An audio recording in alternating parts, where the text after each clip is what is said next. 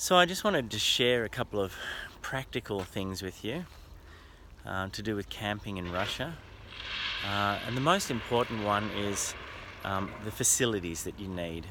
You know, things like where to get water, where to dump your toilet waste, electricity, that sort of thing. So I'll start with the water. We had a lot of trouble in Western Russia trying to find water. We found at the odd service station here and there, but it was really tricky. And this is pretty much true for all of Russia, actually. We stopped at so many service stations, petrol stations. I call them service stations, but they're basically no services provided at all except fuel.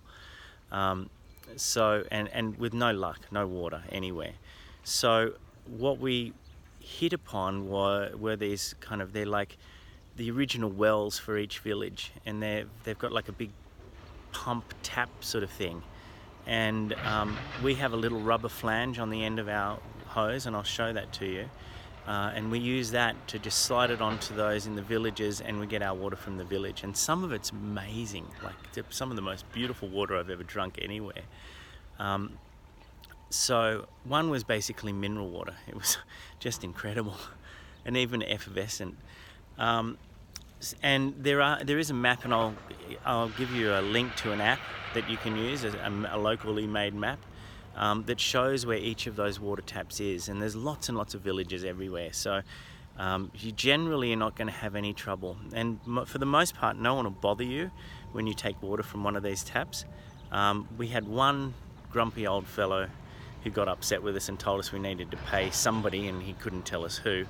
But then, immediately after he had his little bark at us, a lovely lady, older lady, came along, and she said how happy she was that we could find some water for our camper van, and hoped we were having a wonderful trip. So generally you're not going to get hassled at all. With the toilet, it's a bit of a problem as well. More of a problem I found in Western Russia than in Eastern Russia. From about the middle, from Kazan across, we found lots of public toilets on the roadside near the bus stops, and as full on as they are, it's a place where you can just take the cassette out and you can dump it. And I mean, it's not the most pleasant experience, I've got to tell you, but at least you can empty them, and they're frequent and all over the place. In Eastern Russia, we had a lot of trouble. We couldn't find any of those public toilets anywhere, and we basically had to deal with it by roadside highway turn-offs, and you find that a lot of these are rubbish dumps for people, and we just dumped our effluent there. One of the things that we've made sure to do is we use a eco toilet treatment, because and we basically wanted to do this anyway, but particularly in that situation where there's nowhere to dump your toilet,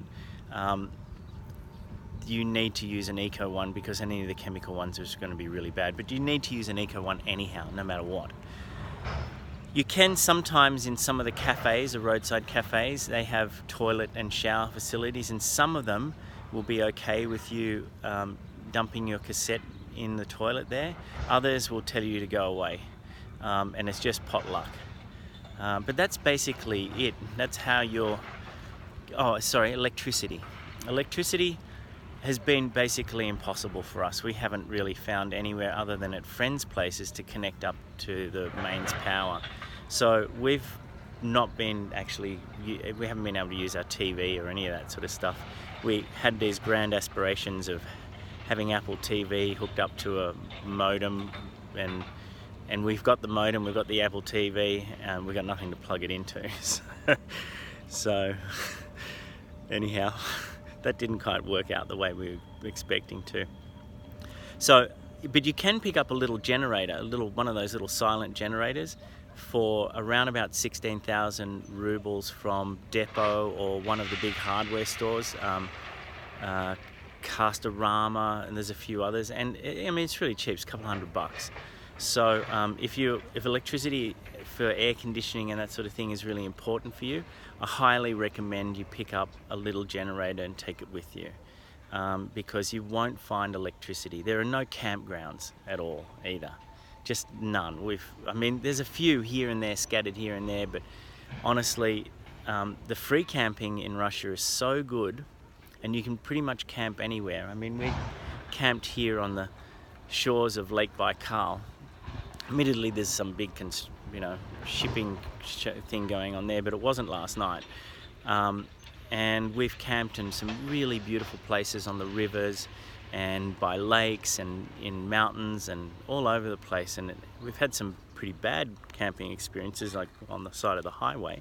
But generally speaking, it's been really beautiful, and no one bothers you when you're free camping here. There's no laws against it. In fact, it's perfectly legal to park a car or your camper van anywhere, pitch a tent anywhere. It's very cool, actually, and generally people are kind of really interested in who you are and what you're doing, and they're genuinely kind of friendly and helpful, and it's very nice, actually. I've really enjoyed that part of it. Russian hospitality is second to none, I have to say. They'll take you into their home, they'll give you food, and they're just amazingly generous and open people. Particularly, I found this in the east of Russia. And I think the east of Russia is my favorite part. In fact, if we came back, I'd pretty much just drive straight through, or maybe even ship the van to Irkutsk, and then go from there, because this is the part of Russia that has really captured my imagination, and it's just stunningly beautiful. So that's it for the practical stuff, and I hope that helps. I'll put as much detail down below as I can, because I know there's a lot that I said in this, and it's a lot to remember, and you don't want to have to scroll back through the video to try and find it. So I'll put some headings in like electricity and water and all that sort of stuff, and I'll give you the details down there. And maybe I'll throw it together in a PDF so you can download it, just to help you a bit more. But I'll probably need to put that on the Sea Forever Life website, so I'll make a little post for all this as well as the YouTube video. So don't forget, subscribe if you haven't subscribed already, and tell your friends about us.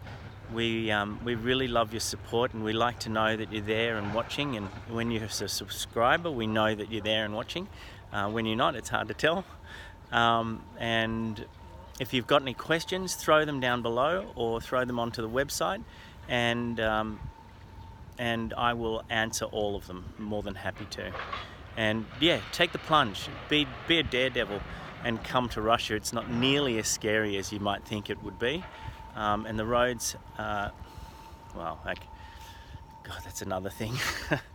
The roads are either fantastic or just atrocious, and there's not a lot in between. But fortunately, 70% of the time they're really good. But when they're bad, just slow down, take it easy, because sometimes those potholes and little ridges across the road are really big, and you don't want to damage your car. So usually there's signs that say, for the next 5 kilometers it's going to be bumpy. Pay attention to them, it's really worth it. Okay, that's it for me today, and I hope this has been helpful, and I'll see you on the next video. Thanks very much. Bye.